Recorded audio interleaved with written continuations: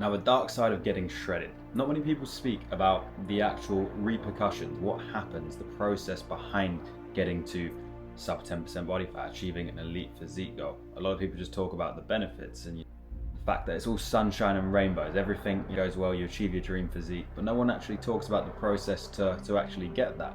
What I want to do today is basically walk you through my experience and essentially outline exactly kind of what went down and the trials and tribulations that I had to go through. So if you are someone who is perhaps considering doing a diet, perhaps getting into the best shape of your life, you actually understand what you're getting into with full transparency. So you know that it's probably not the easiest path that you can take. That isn't to say it's not worth it, it definitely is, but it does come with a cost. And the cost is pretty crazy. And this is coming from someone who reached 7% body fat this year. I spent the majority of the first half of this year dieting and I achieved the physique that I wanted, but it did come with a cost. I'll be honest, there were nights where I remember I was eating multivitamins because I was so fucking hungry that I'd finished my calories and I had these little multivitamin gummies and I was just like, I'm gonna have a snack on them. I was pretty much overdosing on fucking vitamin B6, but that's just part of the game. And I think I wanted to just talk about pretty much a few things, which is first off balance. That's the hardest thing that you're gonna find, right? Balance is an important word, especially when you're chasing an elite physique. It's something that can't really be conducive with you achieving the best look that you want, which is a bit of a shame, but it's true. At the end of the day, I'm someone who promotes balance. I think it's very important to actually create a sustainable environment for you to make fitness your lifestyle and to enjoy your life. It's why with my clients and with myself, now that I've finished my diet, I do program that kind of one day where I can just track my macros loosely, eat what I want, have some drinks if I'd like, because at the end of the day, I'm in this game for the long run. I'm in this game for the next 5, 10, 20 years or so. So it wouldn't really make sense to be strict and militant, acting as if I'm some bodybuilder on stage. There's no need to do that. So consequently, what I like to do is run a 90 to 10, 80-20 balance, where Monday to Saturday I'm completely locked in, and on that Sunday or that Saturday, I'm just treating myself to a bit more calories, and I'm kind of doing that a bit more sporadically. I'm keeping output nice and high, but that's kind of the balance that you get once you've achieved that physique. Now, in the pursuit of trying to get shredded, you have to ask yourself, what do you want? And the chances are, if you want to achieve that look and you haven't achieved that look, it is in your best interest to get that as quick as possible. A big mistake people make, and what I did, is trying to have that balance whilst trying to chase elite level condition. Now, the first thing that you'll find is there's a misalignment, right? Because at the end of the day, you're following a strict plan, you're doing lots of cardio, and you're getting to where you need to be. But then if you're undoing that by just going off the rails and not embracing the difficulty that is the diet itself, by just succumbing to your cravings and eating to your appetite demands instead of what your body actually needs, then you'll always feel that you're pushing forward, but you're pulling back. And it's why you do get a lot of people who spend 12 months or so in a deficit, restricting their calories, watching their testosterone drop, noticing that their training performance is starting to decrease and their recovery demands also decreasing as well.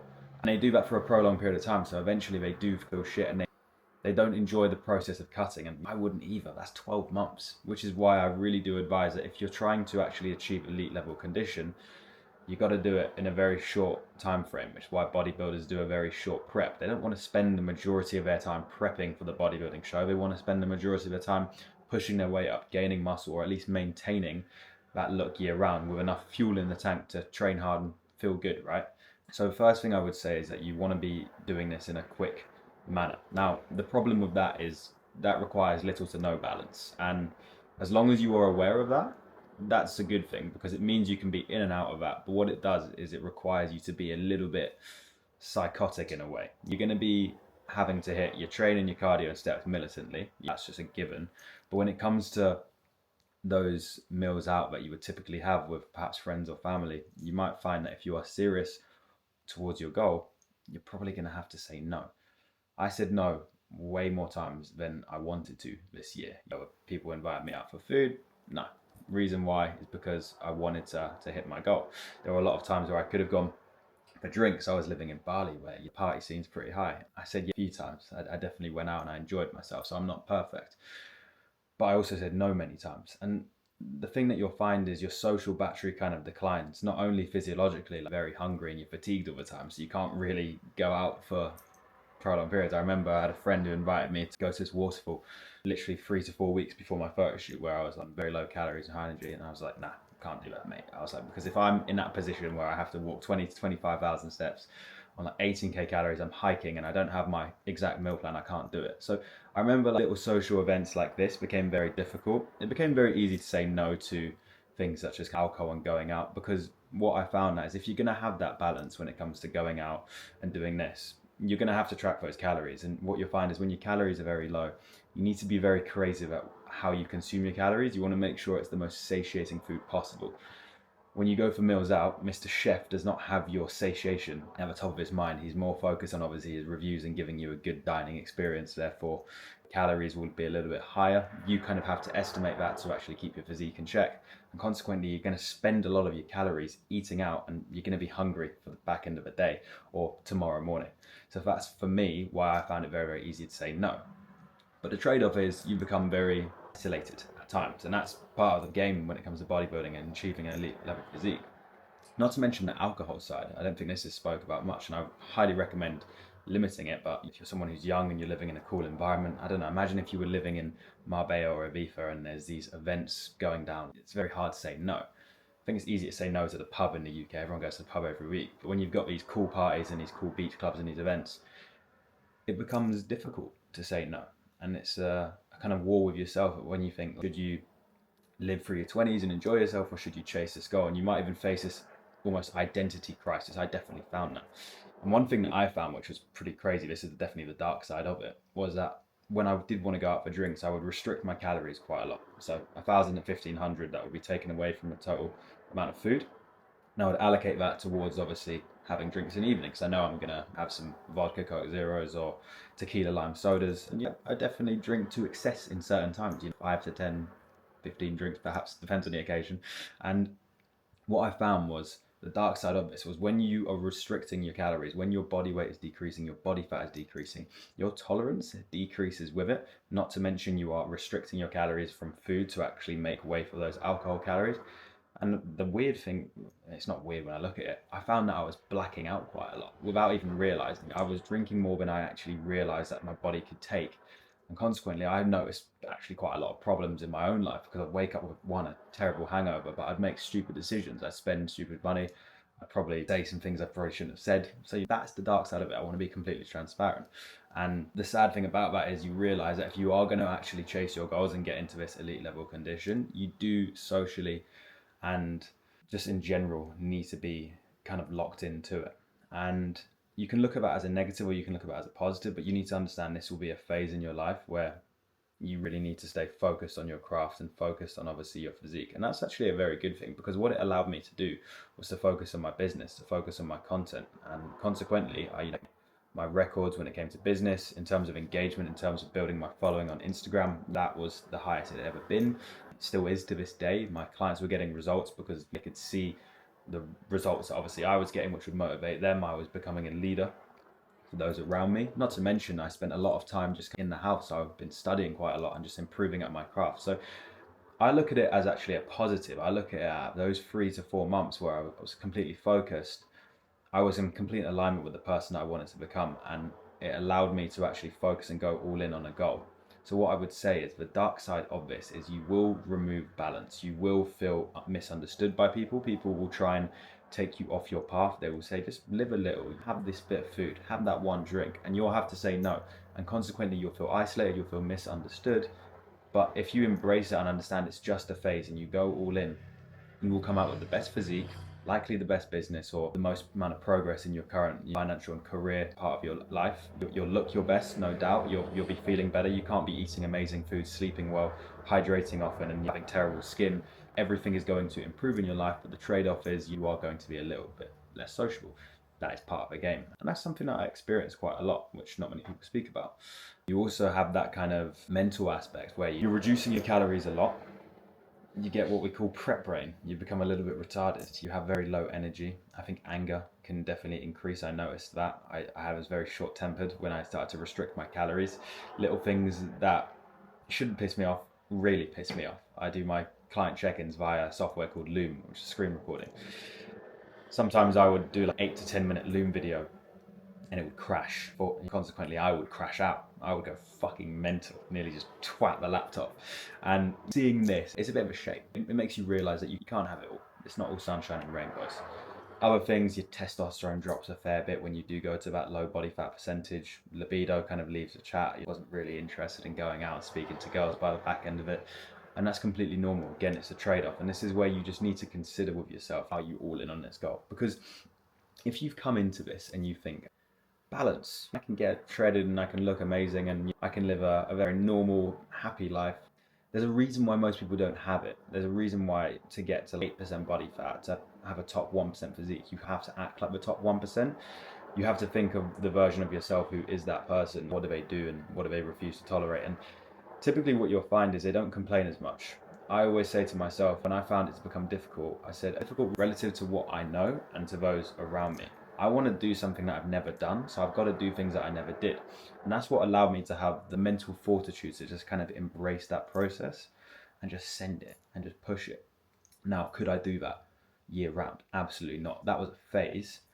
And the beautiful thing is once you reach that physique, you can then reverse out and increase your calories. I now eat 2,600 calories on the days that I train, 2,200 on the days that I rest. I love to stay active, so I do my 12,000 steps and I do 30 minutes of cardio per day. I can have that off-plan meal a week, and consequently every day I feel satiated. I have enough energy to train. I don't really go to bed hungry. I feel very good. I'm still active. I'm still lean. I'm still around 9% body fat. Let myself go a little bit here, but we are going to Marbella next week, so I'll drop the hammer again. And I'd say that the price that you pay during that cutting phase, that mental battle that you may face, the lack of energy, the isolation, the constant being misunderstood by people, that's kind of a price you pay to get into that shape. And that balance that you truly want comes from once you've achieved the look. So if you are someone who genuinely wants to achieve that look, understand you do have to go through this process. You are not alone. Many people go through this. That's why people who achieve great things do suffer. It's part of the game. And if you can just change your outlook and understand that the suffering is what makes it all worth it, the person that you become in the process, that's the actual true tangible result. The physique is just a byproduct. That's what makes it all worthwhile. When I finished my photo shoot in Marbella, there was a bunch of lads who were all put in the work. Some in good starting points, some in starting points that required them to diet for much longer. But when you all come together and you look at all the work that you've done, it blurs into one, and you can't feel really anything more but just kind of proud and just happy every single day where you put in the work. And it truly becomes a celebration. And now I look back and I think 6 months into the year, I spent that first 6 months kind of dieting and doing that. I've now kind of that freedom that I have this summer where I can go see my friends, go enjoy myself, go have those drinks and not feel bad because you kind of got the look. I can easily just do a little bit more cardio next week. Once you build that balance, then it becomes amazing. But I do believe in order to get that balance, you must earn it. You must get to that physique. Because if you do try to have that balance now, you will spend a long time in that dieting phase, which physiologically is not going to be great for you because you're going to be feeling restricted, feeling less energy, feeling worse for a longer period of time. But two, you're missing the core benefit, which is just the sacrifice. That is going to the gym late at night because you've had a hard day of work, getting out at midnight to hit your steps, even if it's cold, even if it's dark, because you've got a target, just going all in on a process. And it's a great feeling knowing that when you do hit the goal, you gave everything that you got. I think a lot of people want that balance. And look, if it's not that important to you, then fair enough. A lot of people can achieve 12% body fat just having that social life and just doing it normally. But I think if you're going to do it to the best of your ability and you're going to do it without any kind of peptides such as Reta or whatever that is, you got to just become a savage and go all in. That's the only secret. There is no secret ingredient. There is no crazy fat loss hack. It's just being able to be consistent, being able to understand the process you're in and increase your standards alongside that. If you can do that and you understand that from the get-go, then you'll succeed. But I think a lot of people think they are entitled to have this sort of balance and they think that results come fast. You just have to be able to stay in this game for long enough, suck it up. It gets hard. Expect nothing in return. Put in so much work, expect nothing in return. Watch your scale weight plateau, make changes accordingly, and just be impartial to the outcome. And if you do that, you get what you want. This doesn't come with sunshine and rainbows. There is minimal balance. There is a lot of times where you don't want to do things and you have to do them, but in the pursuit of doing so, you unlock a new version of yourself. That's what I found. I just broke limits that I never thought I had. I pushed myself to the highest degree possible, especially when nobody was watching. The easy thing to do is when everybody's watching, when you're at the gym, you push yourself to do cardio when you're with your friends. But when you lock yourself in your apartment and no one's there, what do you do there? Do you snack on those rice cakes and those dark chocolate or the cereal that you've got in the cupboard because no one will know? No, you don't. You create that mental relationship with yourself that you do something, you say something, you're going to do it. And when you build that, it's amazing. And I think that's the actual positive side behind it. You can look at it in two sides of a coin. There could be a dark side in one aspect, but you could also look at it as a positive side. And I want to be completely transparent and say that everything that I did to achieve my physique was completely worth it. The life that I have now and the result that I got, it was all 100% worth it. I just want to basically break down the hard parts of it so you know what you're getting into and understand that this ain't easy. And that's what makes it great, because if it was easy, everyone would have it. Understand that things that are of value require hard work. Otherwise, they wouldn't be valuable. It should piss you off that some random guy could just walk his way to 8% body fat or just trip over and fall and become 8% body fat. They cannot. And that's what makes it worthwhile. That's why when you know that you have that physique, that you have a new degree, a new level of self-confidence, because you knew you earned that shit. So I would suggest to anyone who wants to get in the best shape of their life that they do this once in their life. And the funny thing is, when you do it once and the pain and the suffering you go through, it becomes very difficult to go back to where you were, because you understand that, right? That pint of beer over there, that's going to be 200 calories. That's going to be a good 20 minutes in the Stairmaster. You start looking at things in terms of calories and Stairmaster, and you start to have higher standards within yourself. You can't have shit standards in one area and then high standards in another. You're going to have high standards with your physique, you're going to have that with your business, your sleep, and everything in your life, and consequently your life will improve. So although it might seem negative, it might seem crazy, it's actually one of the best things that you could do. And that's just my story. That's what I found was very true with my own journey, and something that you might relate to as well. So hopefully that gave you a bit of insight into obviously what the dark side of cutting looks like. I'm going to make a new video basically outlining exactly what I ate to get there, but the lowest we went to, and the exact kind of meal structure. There's a big psychological way that you can actually manipulate your brain to feel full on very low calories, and that's kind of what I did in the structure that allowed me to hit 8% body fat. But other than that, that's today's video, boys. I hope you enjoyed that one. Subscribe for the next one. I'll catch you next time. Peace.